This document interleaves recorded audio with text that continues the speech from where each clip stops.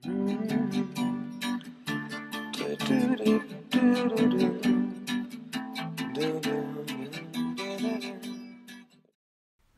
tööaastal jõudsime sinnamaale, et tulu kaubaveost ei katnud enam isegi vedurile ostetava kütuse hinda.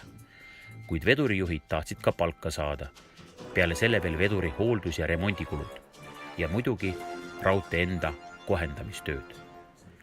Liiprite mädanemisprotsess kiirenes. Olime vahetanud välja 2000 liiprit. Järgnevalt oleks pidanud vahetama juba 5000. Peale selle halvenes vanade, keskmiselt 60 aastat rööbaste seisukord. Defektoskoobi kontroll praakis mikropragude tõttu järjest rohkem rööpaid välja. Küsimus ei olnud ainult rööbaste vanuses. Remontide käigus oli riigiettevõtte Eesti Raudtee siia teesse asendanud mujal tööaja ära teeninud, demonteeritud relsid. Umbrohi ja võsa ründasid vana teed. Kollitas vajadus veduri tõsteremondi järele.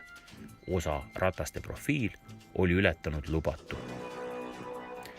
Endale lubatud 5 aastat oli täitunud. Olime raudtee säilitanud. Kirjutasin minister Meelis Adonenile kirja ettepanekuga alustada läbirääkimisi raudtee taasriigistamiseks.